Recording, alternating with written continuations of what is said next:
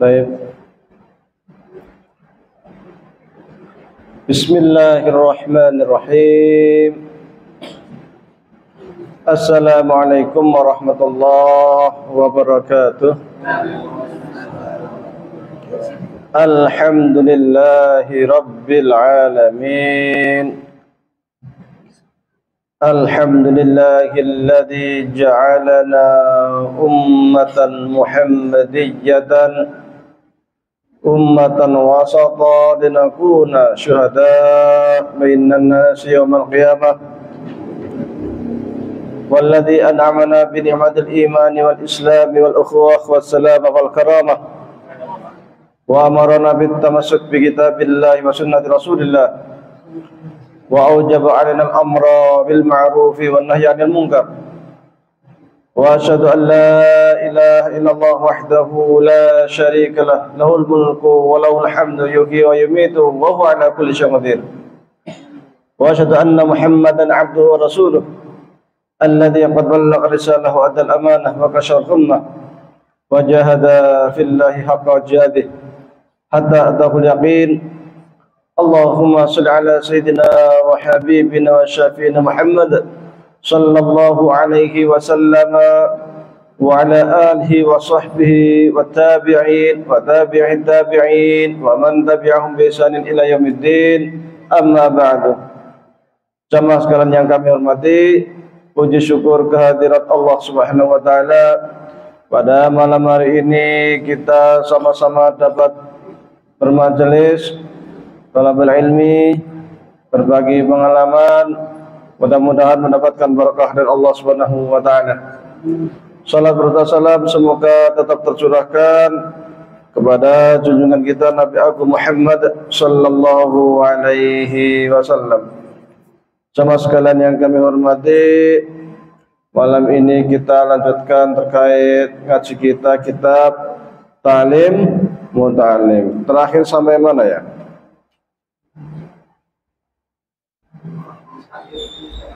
Ya. Ta'allam fa innal ilma zainun li alihi wa fadlun wa inwanun li kulli mahamidi. Wa kun mustafidan kulla yawmin ziyadatan minal ilmi wasbah fi buhuril fawaidi. Tafaqqa fa innal fiqha afdalu qaidin ilal birri wat taqwa wa a'dalu qasidi wal ilmul hadi ila sunanil huda wal hisnu yunji min jami'i syada'idi fa inna faqihan wahidan mutawari'an nasyaddu ala syaitani min alfi abidin. Ini namanya kalau dalam bahasa Arab syair. Wah, lagi rame kan syair. Syair fa'ilun mafa'ilun atau fa'ulun mafa'ilun fa'ulun mafa'ilun fa'ulun mafa'ilun fa'ulun mafa'ilun fahar. Jadi di Arab itu dulu pada masa jahiliyah memang terkenal dengan syair. Ya, syair. Ini sudah saya sampaikan dulu di Zoom. Syair itu kalau orang Indonesia bilangnya puisi, cuman harus kita samakan dulu perspektif, pandangan, pokok bahasan antara syair di Indonesia, bayangan orang Indonesia dengan bayangan orang Arab ini beda. Sejak zaman jahiliyah itu orang Arab memang hebat di bidang sastra, luar biasa. Maka sama mereka itu kalau lihat apapun itu selalu membuat syair, membuat sastra, membuat puisi. Sedang melihat wanita cantik langsung keluar puisi, sedang bersedih langsung keluar puisi, mau berperang ini itu Satu orang maju baca puisi dulu, satu lagi maju lagi tanding puisi, mau perang, mau coba puisi sih, lomba puisi itu tradisi bangsa Arab seperti itu.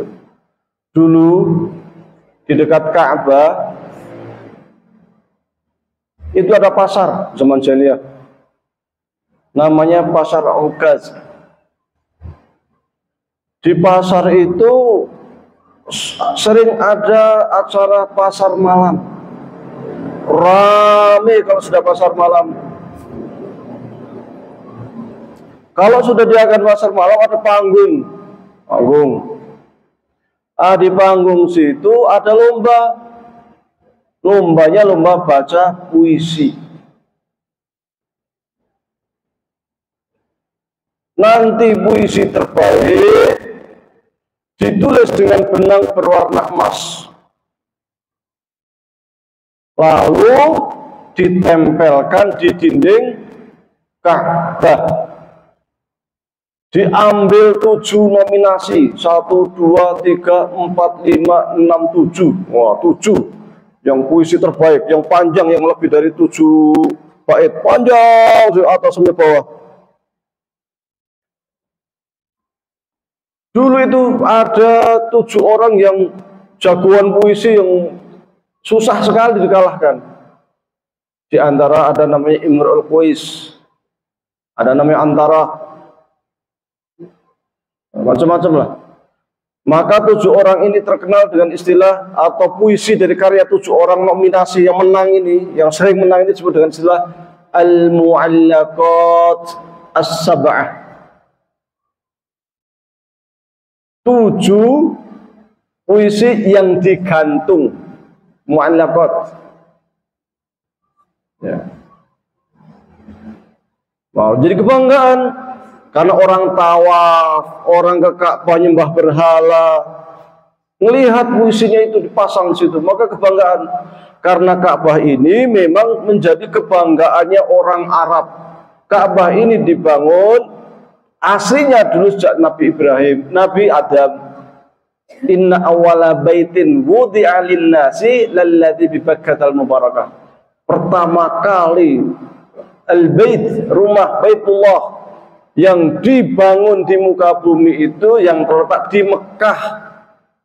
Namun kemudian hancur pada masa Nabi Nuh karena banjir bandang. Maka kemudian setelah itu pada masa Nabi Ibrahim dan Ismail, Allah perintahkan untuk mengangkat, bukan membangun dari asas. Wa id yarfa'ul Ibrahimul qawa'ida minal bait wa Ismail yarfa'u, mengangkat. Dan tatkala Allah perintahkan kepada Nabi Ibrahim dan Ismail untuk mengangkat karena pondasinya sudah ada. Karena dulu sudah pernah dibangun oleh Nabi Adam, diangkat, ditinggikan, dibangun oleh Nabi Ibrahim dan Nabi Ismail. Sejak saat itu muncul syariat tawaf, syariat haji, dan itu terus sampai zaman Nabi Muhammad. Orang-orang jahiliyah meskipun mereka itu menyembah berhala, tetapi mereka masih melakukan ritual ibadah yang sisa-sisa dari ibadahnya Nabi Ibrahim dan Nabi Ismail. Dulu nggak ada berhala di Ka'bah, tetapi kemudian dibawa oleh Huyai namanya. Huyai itu salah seorang bangsawan Quraisy yang pergi ke Syam. Di Syam sana dia berdagang, lihat orang jualan berhala, dia tanya, wahai orang-orang Syam, ini apa? Dijawab, ini adalah berhala. Loh, apa itu berhala? Patung. Loh, untuk apa kalian jualan patung? Loh, patung itu liuqarribuna ilallahi zulfa. Ini kalau kita doa kepada Allah melalui ini, mudah-mudahan segera dikabulkan. Untuk mendekatkan diri kepada Allah lewat patung. Akhirnya diambil, dibeli, dibawa ke Mekah, ditaruh di samping Ka'bah karena di sana paling ramai. Maka orang-orang bertanya, wahai Huyai, ini apa ini? Ini patung saya beli dari Syam. Orang-orang Syam sana menyembah Allah melalui perantara patung ini, katanya biar kalau minta apa-apa segera dikabulkan. Mulailah orang Arab jahiliyah niru sejak zaman Huyai tarik kasih patung sampai banyak sekali patung, sehingga pada masa Nabi Muhammad ada kisaran 350-an patung, ada yang gede-gede, Hubal, Azza, Lata, Mana, nama-nama patung itu banyak sekali. Dan Ka'bah tetap menjadi pusat peribadatan orang kafir Quraisy, baik yang agamanya itu Hanif. Hanif itu tidak mau menyembah berhala, dia hanya menyembah Allah, tapi sesuai dengan perasaan dia, karena dia nggak tahu sisa ajaran Nabi Ibrahim itu apa. Itu sudah ratusan tahun, ribuan tahun, jadi sudah hilang, tinggal sisa-sisa. Di antara sisa-sisanya itu tawaf. Orang jahiliyah masih tawaf, tapi doa-doanya dirubah, macam-macamnya dirubah ya.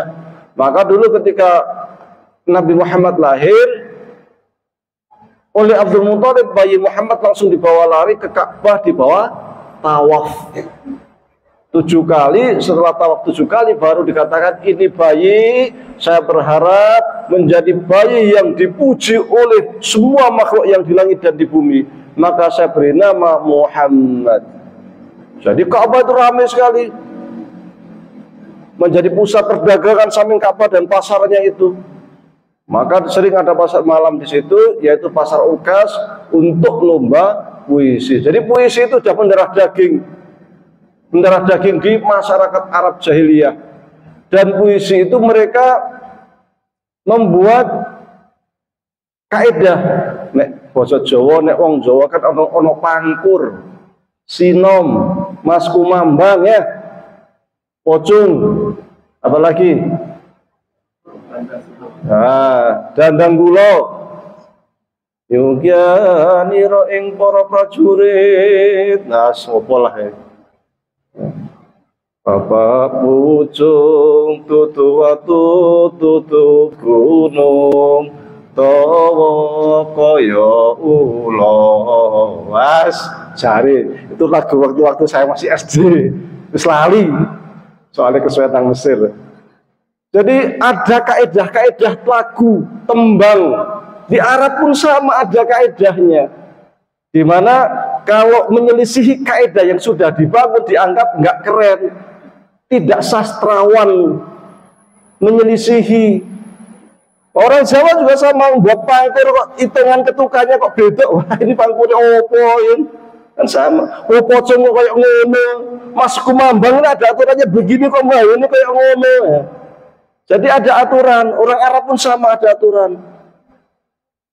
Cuman dulu pada masa jahiliyah aturan-aturan ini belum tertuliskan. Mereka ya ngomong aja gitu. Ketukan-ketukannya itu nggak tertulis. Baru kemudian pada masa sahabat, sama saat itu juga mulai tetap berkembang syair. Rasul tidak serta-merta mencela syair, karena syair itu menjadi bagian kehidupan bangsa Arab. Nek wong Jawa mbiyen uro-uro istilahnya, tembang itu kan menjadi tradisi wong Jawa ya. Maka para sunan pun kan begitu, membuat tembang-tembang, membuat lagu-lagu, itu kan menjadi tradisi kita ya. Jadi itu bagian dari kebanggaan bangsa Arab zaman dulu. Maka Al-Quran turun itu dengan menggunakan bahasa sastra yang sangat luar biasa. Sastra luar biasa, yang mengagetkan, mengejutkan para sastrawan Arab yang hebat-hebat itu. Kenapa?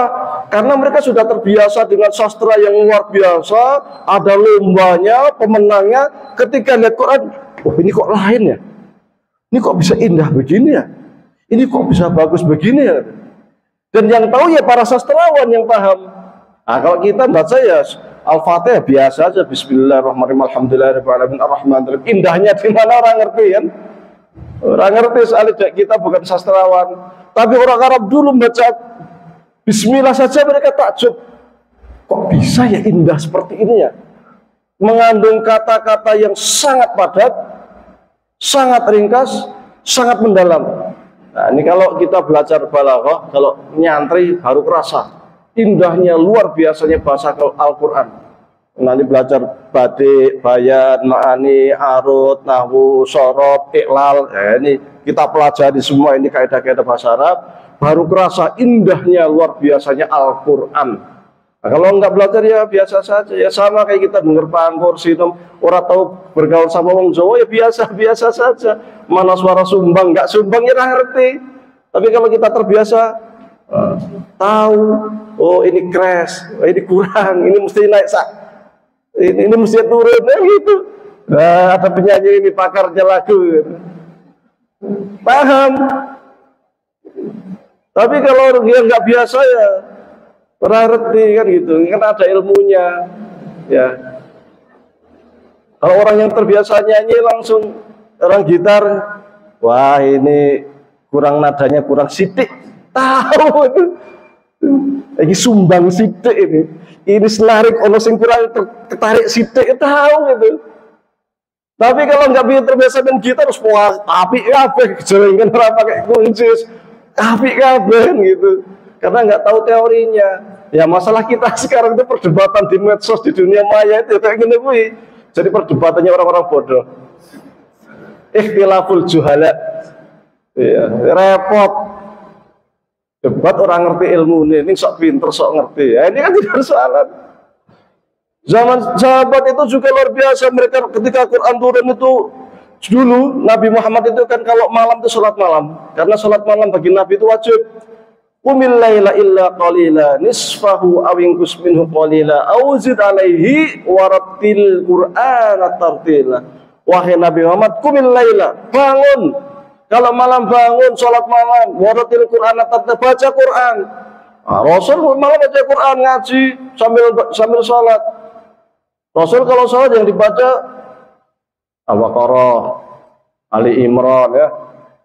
Itu orang-orang Arab jahiliyah, termasuk Abu Jahal, termasuk Amr bin As, datang ke rumah Nabi khusus untuk nguping, dengerin, temen ya, luar biasa ya, indah sekali. Ibaratnya orang Jawa yang terbiasa tahu sastra, tahu pangkur, lihat orang dalang skornya di apik temen, iki sindone skornya di kok apik temen gitu. Waljina, saya soalnya waljina ya. Malah cengkok kok jen pas temen ya gitu. Mereka itu datang malam-malam itu jam 12, jam 1. Pernah suatu kali petuaan. Jadi si Abu Jahal dari pintu sini, Amr bin As dari pintu sini, selesai ngaji, selesai Rasul salam, sholat, mau pulang kedua, dari situ, kamu kok di situ ngapain? Kamu yang ngapain? Ketawa bareng-bareng kan. Saya karena melihat keindahan Al-Quran itu. Keindahan bahasa Al-Quran yang luar biasa dari sisi sastranya. Maka cuman orang buat sastra kan kadang ngayal kan. Maka kemudian sastra yang ngayal, yang kadang nggak jelas. Banget di sastra Arab itu ada nama Ghazal, Madah, ada Aghrad al-Syi'ri al-Jahili. Kalau yang pernah belajar sastra Arab itu ada namanya Aghrad al-Syi'ri al-Jahili. Tujuan membuat puisi pada masa jahiliyah. Ada namanya itu, tujuannya itu satu, memuji orang. Jadi lihat kecantikannya apa aja itu diwala sampai detail banget puisinya itu. Hanya memberikan ciri-ciri orang cantik wajahnya kayak ngopo, matanya seperti apa, hidup. Itu dibuat puisi panjang itu. Ada puisi yang untuk khamriyat, yang untuk apa? Mabuk, mensifati khomer sampai detailnya minta ampun. Dibuat puisi tentang khomer tok. Ada yang untuk perang, ada yang untuk menghina, untuk merendahkan dan lain sebagainya. Dulu waktu siapa itu yang penyair Muslim zaman Nabi, yang Hasan bin Sabit. Hasan bin Sabit itu dulu kafir, diutus sama orang musyrik. Kamu kan pinter buat syair. Coba sekarang cari keburukan, kejelekan Muhammad, buat puisi. Nanti kita jadikan untuk sarana menghujat, menghina Nabi. Siapa? Hasan bin Sabit. Oh, Hasan bin Sabit semangat, ini kesempatan juga, ini kita kesempatan untuk viral, ya kan? Diutus sama orang kafir untuk membuat puisi menjelekkan tentang Nabi Muhammad SAW. Dia mulai meneliti, mulai mencari kapan kira-kira Nabi Muhammad itu akan lewat atau kapan dia akan ketemu. Oh, dia tahu, oh biasanya jam sekian itu lewat daerah sini. Maka dia sembunyi, ada sebuah bukit, dia sembunyi di balik bukit. Waktu itu dia belum begitu tahu Muhammad itu, cuma dikasih tahu pokoknya orangnya begini-begini, udah sana pergi. Mau dibayar, wah dia senang, dia dapat bayaran banyak, nanti viral lah ya kan, di kalangan Quraisy, dipuji-puji orang Quraisy, senang aja. Maka dia mulai ngindei ya, mulai memonitor, mengawasi, nunggu Nabi Muhammad datang. Tatkala Nabi Muhammad datang, kok luar biasa Nabi Muhammad. Orang terganteng yang pernah saya lihat, orang terkeren yang pernah saya lihat, jalannya tenang, berwibawa, bersinar. Jadi yang awalnya pengen menghancurkan Nabi, membuat puisi yang menjelekkan Nabi, yang menghina Nabi, hilang semua. Otomatis dia buat puisi yang memuji-muji Nabi Muhammad. Nah, di antaranya apa? Qamarun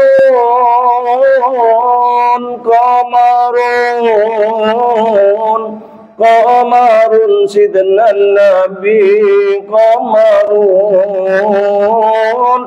wa jamil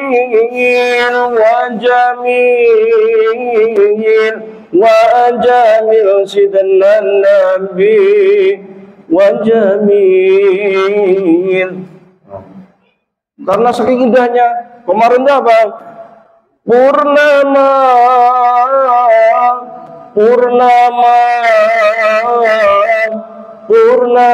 sidna Nabi, purnama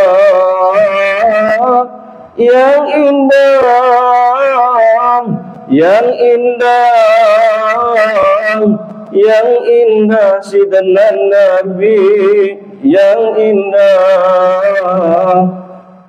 Keluarnya malah itu syairnya Hasan bin Sabit.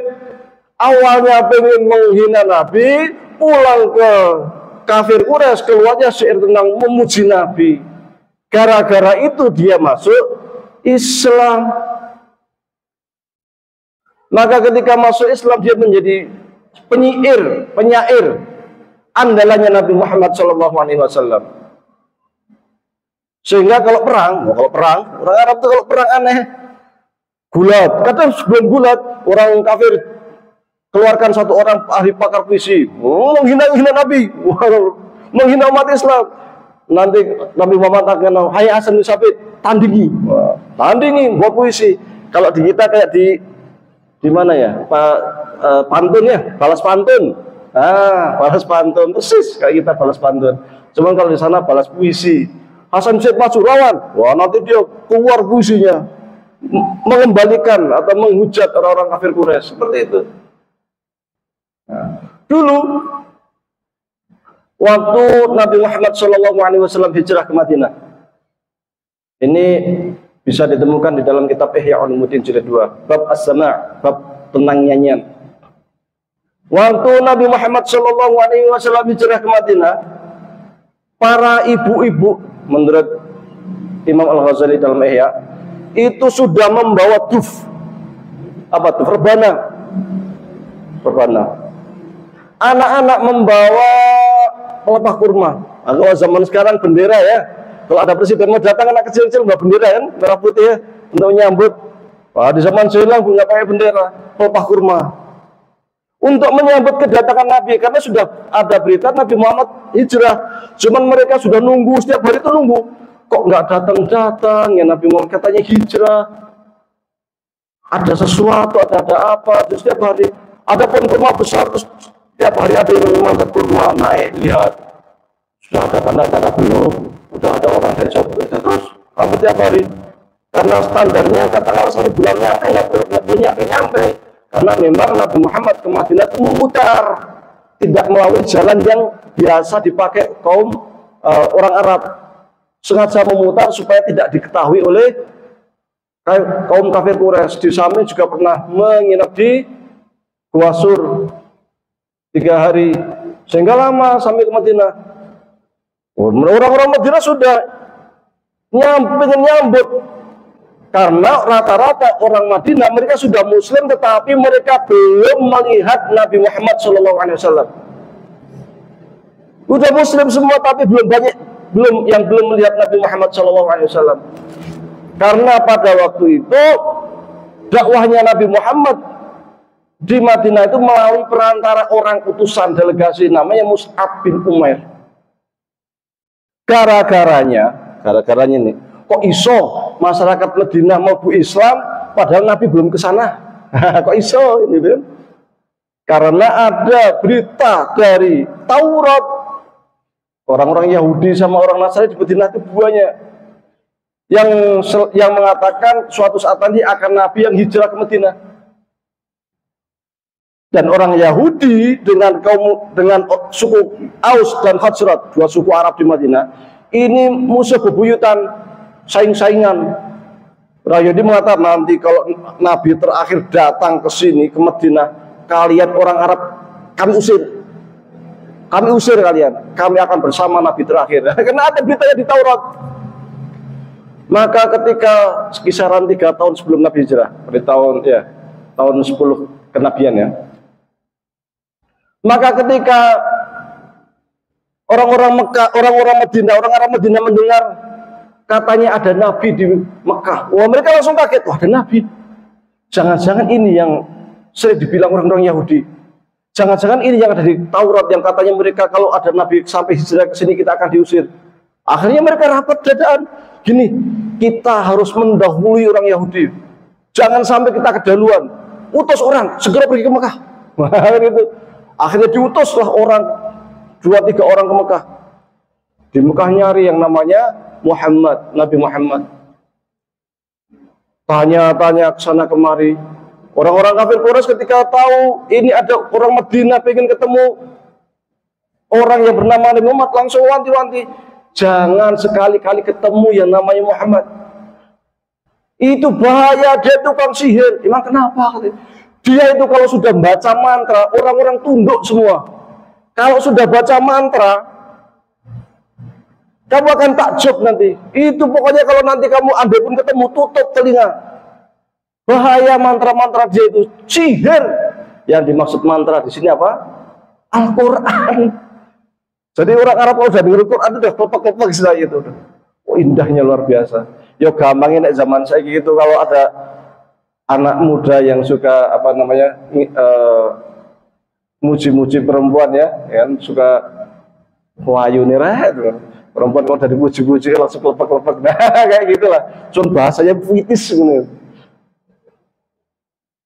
Nah ini sampai katanya mana Muhammad, jangan ketemu, nanti kamu kena itu. Dia tukang sihir, mantranya luar biasa. Makin penasaran orang-orang suku Aus, suku Khazraj, cari ketemulah yang namanya Nabi Muhammad.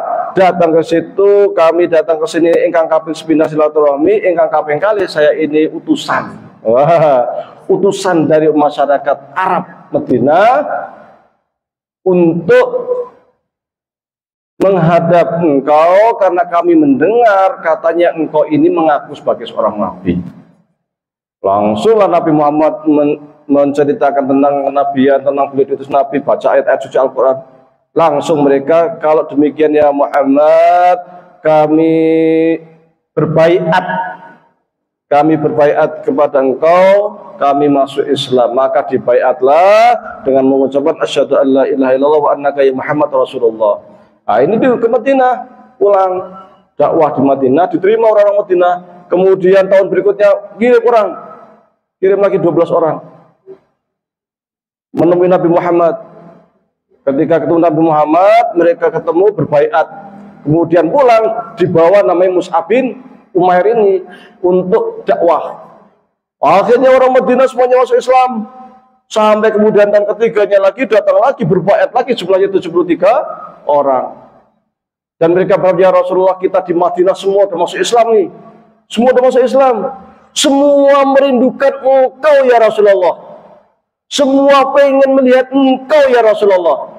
Daripada di sini ya Rasulullah, engkau dakwah di sini sama orang kafir Quraisy, engkau disiksa di sahabat-sahabatmu disiksa, engkau dihina, engkau dicerca, mending ke Madinah ya Rasulullah. Kami siap menerima engkau dan seluruh sahabat-sahabat yang ada di Makkah. Mereka meminta kepada Rasulullah untuk berhijrah. Sampai kemudian Rasul mengatakan silahkan ke Madinah, nanti akan kami beritahu sekiranya memang sudah waktunya, sekiranya sudah Allah izinkan kami berhijrah. Sampai muncullah perintah untuk hijrah, Nabi merintahkan kepada sahabatnya untuk berhijrah duluan, Nabi sendiri nunggu terakhir sampai turun perintah Rasul untuk hijrah. Maksudnya apa? Seorang pemimpin melihat rakyatnya, kan gitu. Rakyatnya hijrah sih, aman sih, untuk setelah mereka aman terakhir, kan gitu. Nabi Muhammad bersama Abu Bakar. Nah, ketika mereka udah hijrah ini, Madinah udah siap, mereka udah rindu, mereka udah pengen sing jenengane Nabi Muhammad ki koyo ngopo. Wis 2 tahun, ada yang bilang, wis 3 tahun kita masuk Islam, kita menerima ajaran Islam yang sangat bagus, yang sangat indah, yang memerintahkan kita silaturahmi, yang memerintahkan kita untuk berkasih sayang kepada orang miskin, anak yatim, agama yang sangat luar biasa. Ini nabinya itu koyo ngopo, kayak kepengin weruh.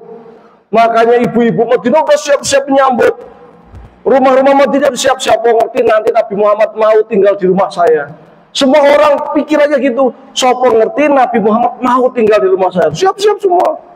Nah, anak-anaknya siap-siap membawa spanduk. Nah, spanduk zaman biyen pelepah kurma. Ibu-ibunya bawa rebana hadroan, ya hadroan.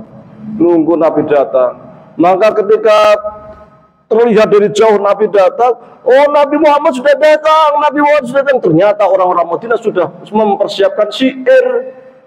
Talal badru alaina min thaniyatil wada' wajaba syukur alaina mada'an lillahi da' ayyuhal mab'utsu fina jita bil amril mudha' jita ashraftal madinah marhaban ya khairada. Wa Muhammadiyah sholawatan. Ternyata sudah siapkan puisi seperti itu, dan Rasul senang dan nggak ada masalah dan nggak pernah melarang. Madinah. Wah, suatu kali Rasul tinggal di Madinah lama, sudah 1 tahun, 2 tahun. Ternyata orang Madinah itu memang senang musik. Ternyata orang Madinah itu senang puisi. Pak sama. Suatu kali ada orang datang ke Aisyah. Wahai Aisyah ini, wahai Bunda Aisyah, kita ini punya mau mantu. Pengen mantu tanggal sekian-sekian, mohon dibantu. Nah, Bunda Aisyah langsung bantu, kan mantu nikahan sebagainya itu. Hari pernikahan Rasul datang, kok sepi gitu kan, nggak ada acara-acara, nggak ada rebanaan. Orang Arab kan, orang Madinah senang rebanaan. Dipanggil Aisyah, wahai Humairah, wahai Aisyah, kok nggak ada acara-acara apa gitu yang bikin rame itu. Orang Madinah kan suka rame-rame itu.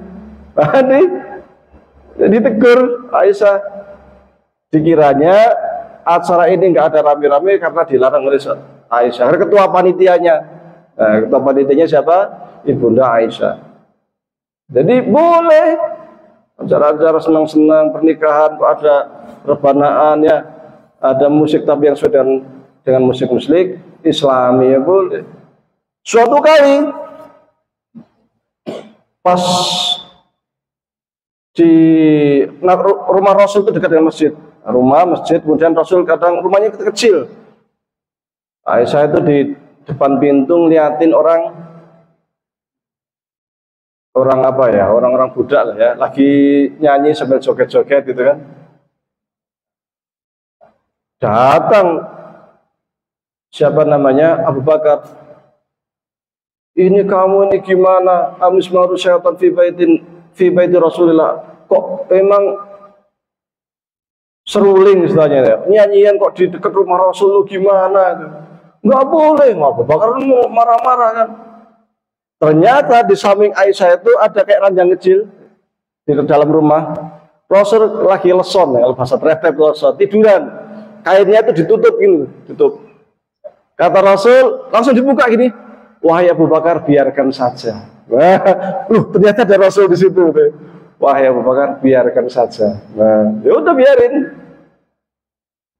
Nah, kan? Ini cerita-cerita ini lengkap di Ihya ya. Kalau yang penasaran, nggak iso bahasa Arab. Ada lagi suatu kali di masjid ada anak kecil pada nyanyi-nyanyi gitu kan. Aisyah kan senang lihat anak nyanyi itu, senang lihat. Dilihatin, Rasul datang di situ. Ya udah, lihat bareng sama Rasul. Aisyah aja sendean di sini Nabi. Ya, apa setelah itu rangkulan lah ya, rangkulan Rasul sama Aisyah ngeliatin sampai Aisyah bosan ngeliatnya, Aisyah pergi, baru Rasul ikut pergi. Rasul nggak pernah nukur, dibiarin saja gitu, biarin saja, nggak apa-apa. Jadi pada masa Rasul pun yang namanya nyanyian, musik itu ada. Puisi-puisi Hasan bin Sabit banyak, kalau di googling banyak itu, di Google tuh puisi-puisi hasil karya Hasan bin Sabit. Kemudian sahabat-sahabat perempuan juga ada, siapa namanya, Al-Khunasah atau siapa itu, ada juga itu. Kemudian juga pada masa sahabat masih berlangsung seperti itu, pada masa tabi'in masih berlangsung seperti itu, sampai kemudian muncul seorang ulama namanya Khalil bin Ahmad. Khalil ini pinter, ahli nahwu, ahli bahasa, ahli sastra. Khalil ini syair-syair Arab wah hafal kabeh. Wah kira umum ribuan syair Arab itu dihafal. Awalnya gara-garanya, nah ini cerita entah benar entah tidaknya ini. Ada orang nebang pohon. Orang nebang pohon itu kok tak ya. Berirama itu kan kok kayak pas itu. Orang-orang udah pohon pakai kapak kok tak mesti berirama gitu kan. Ini kok ada iramanya kok apik ya. Oh, karena dia pakar syair mulai mikir di syair Arab itu kok ya kayak gitu juga gitu.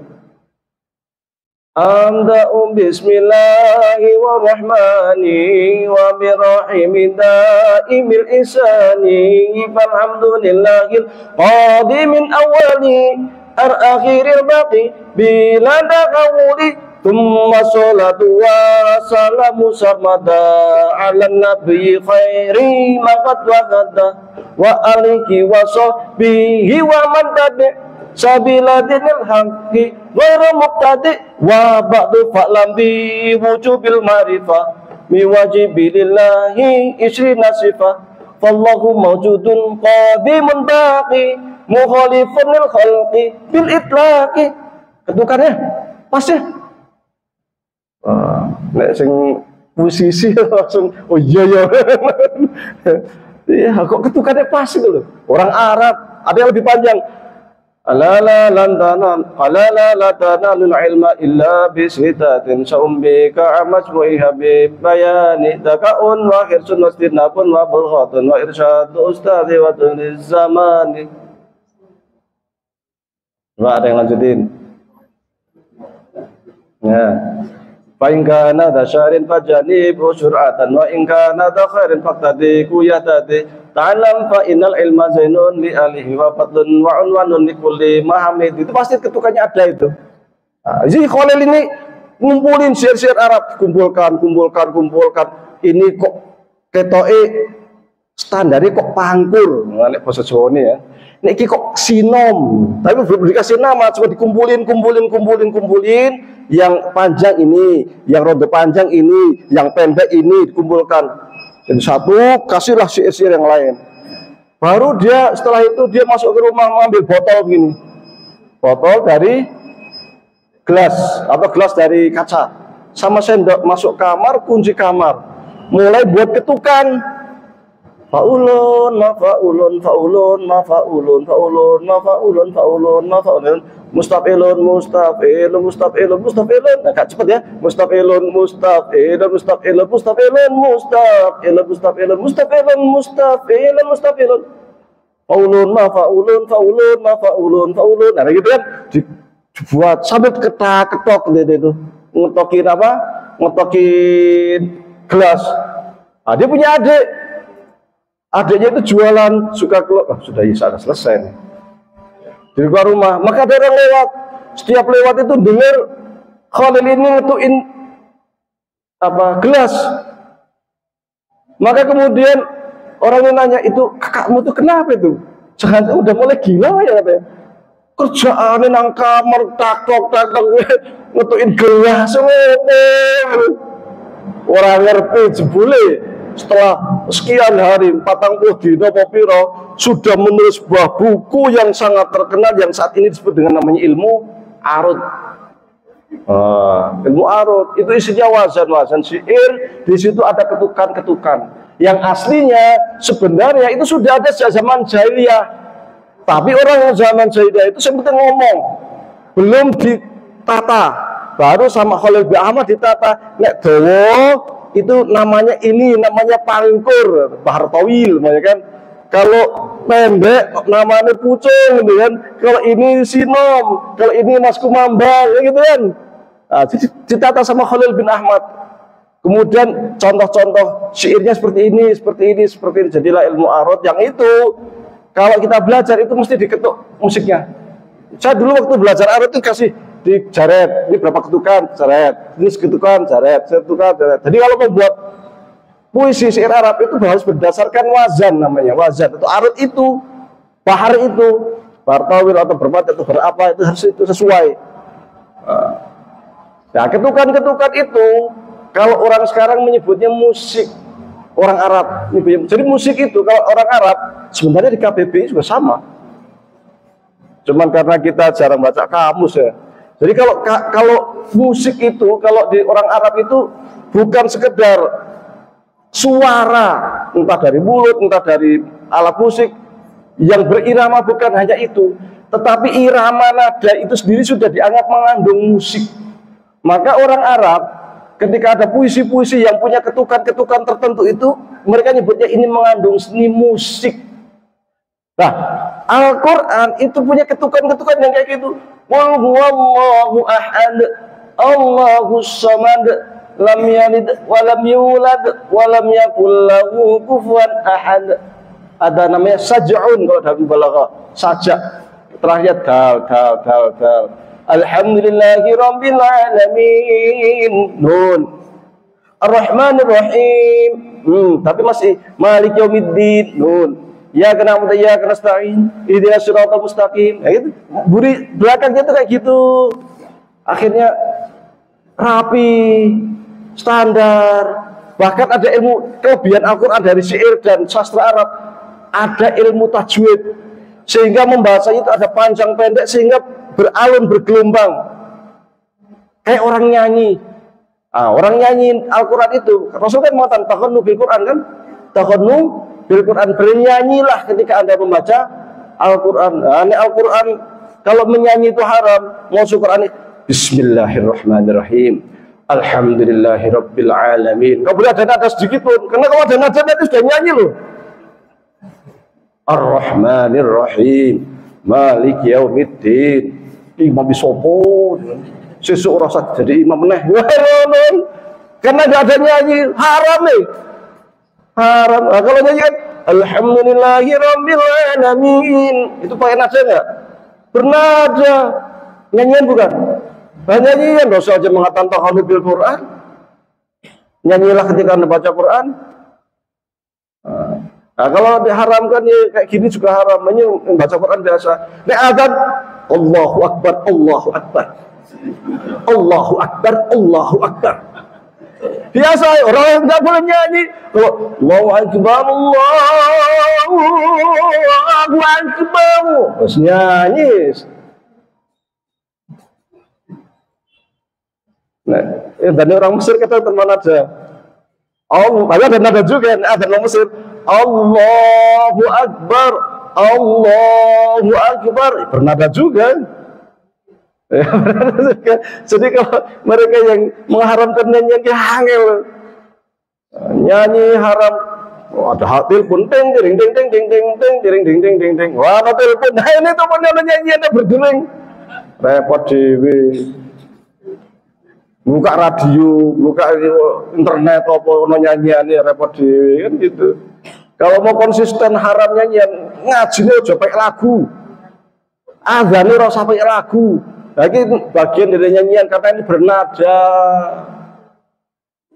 Nah, umat Islam itu sudah ada aturan, ini ada aturan di dalam ilmu qiraat juga ada nadanya bayyati qoror, bayyati nawa, bayyati macam-macam. Nahawan apa? Auzubillahi minasyaitonir rajim. Nyanyi Juan. Bismillahirrahmanirrahim. Nyanyi. Nah, jadi maka kemudian ini sudah selesai nih ya, saya kasih singkat aja lah. Nah, maka kemudian karena nyanyian itu macam-macam ya, ada yang baik, ada yang nggak baik, ada yang dangdut koplo dan lain sebagainya, maka Muhammadiyah di HPT juga tidak membolehkan secara mutlak, tidak mengharamkan secara mutlak. Kalau syairnya, isinya, cara menyampaikannya sesuai dengan syariat Islam, ya monggo silahkan boleh. Tapi kalau tidak sesuai dengan hukum syariat Islam, haram. Dangdut koplo, isini pacaran, isini selingkuhan, ya haram. Joko ora karu-karuan, ya haram. Ini nek lagu-lagu yang baik, ya. Lagu-lagu yang mendorong Rasulullah dalam mengenangmu, kami susuri lembaran sirahmu, pahit getir perjuanganmu, membawa cahaya kebenaran.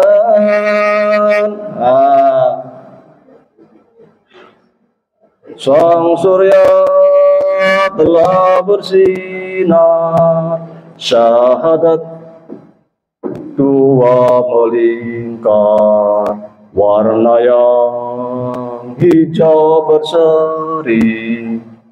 Nyanyi, ya kayak ini ya nggak apa-apa, nggak usah diharamkan. Yang dangdut koplo ya, monggo ya, aduh haram itu, nggak boleh ya, ya gitu. Jadi kita detailkan ya, detailkan. Kalau Imam Syafi'i Imam Al-Ghazali di dalam Ihya-nya sangat detail sekali membahas itu, sangat detail.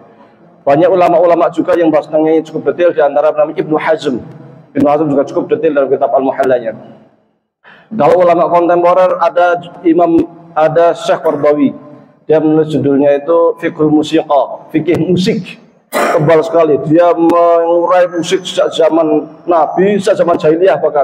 Sampai zaman Nabi, sampai zaman sahabat, perdebatan dengan sahabat tapi sampai zaman sekarang. Bagus sekali. Itu bukunya karya Syekh Qardawi, Fiqhul Musiqa. Kemudian Syekh Muhammad Al-Ghazali, gurunya, juga ada itu di buku apa itu? Bainal Ahlul Hadis, kalau lupa saya. Qadhiyal Mar'ah juga ada di Qadhiyal Mar'ah. Qardawi juga menyebutkan di halal wa haram. Disebut juga dengan di Fatwa Ma'asir. Syekh Atiyah Sokor juga menyebutkan di dalam kitabnya fatwanya, ya, Fatwa Usrah, ada juga di sana. Jadi banyak sekali ulama-ulama kita sudah membahas tentang itu, tentang musik sangat banyak, sangat melimpah. Maka kalau ada yang mengatakan itu ijma', itu adalah ijma' klaim. Kenapa? Karena ternyata terkait musik ini perdebatan yang luar biasa. Umumnya para sufi biasanya membolehkan dengan syarat-syarat tertentu. Di antaranya yang ditulis oleh Imam Al-Ghazali tersebut. Baik, kurang lebih mohon maaf. Ini kira-kira akan ada pertanyaan tanya jawab nggak? Nggak ada ya? Atau masih mau dilanjut lebih sisa, atau mau dilanjut Selamat yang akan datang. Selamat. Baik, mudah-mudahan bermanfaat. Aku lupa dihata. Wassalamualaikum warahmatullahi wabarakatuh.